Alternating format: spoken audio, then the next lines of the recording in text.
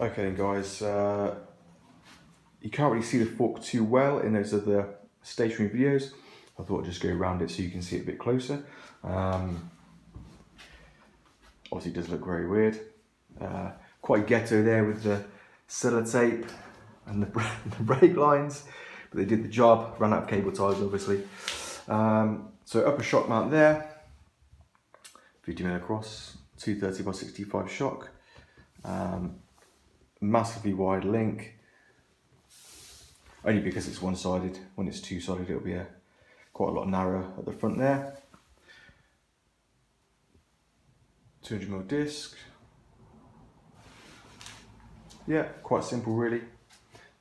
It's probably not right to think of it as a linkage fork necessarily. It is a linkage fork, I guess, but more like a single pivot fork really, because that linkage is driving the shock directly.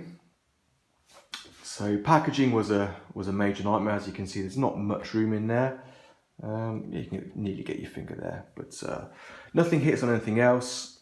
This big gap here, if you can see that, so we need that to come all the way up there. So any piggyback reservoir just passes underneath there with a gap of a few mil.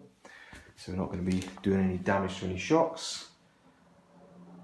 Yeah, normal axle to ground height, normal offset. So it looks very, very weird, but when you're riding the bike, I mean, when you're just cruising down the trail, it looks completely normal. It's slightly heavier on the left-hand side, as you'd expect, because there's nothing on the right-hand side.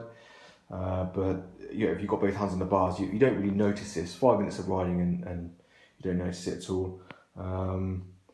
One thing I have had to do with this one though, or this type of fork I guess, is it feels like you have a flat tyre a lot of the time, especially when you first start riding. So I often run high pressures now. I'm not sure exactly what PSI, but just so it doesn't feel like I've got a flat tyre anymore. Bring around here, it's about 50mm wide there. Obviously quite ghetto, quite basic with a bolt, a nut. You know, it's not really sort of nice and trim. Type of Nikolai here, but for this prototype and subsequent prototypes, that's all we need really. It keeps the cost down, keeps the complexity down, and to be honest, I'm not doing numbers enough to justify getting really fancy with connectors and stuff. So yeah, normal stereo tube, tapered stereo tube. That's quite a huge box section there.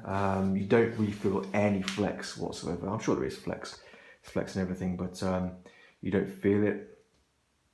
And yeah, the activeness is I think is the real selling point on a fork like this. So even riding with the saddle up just gently, the fork is moving all the time.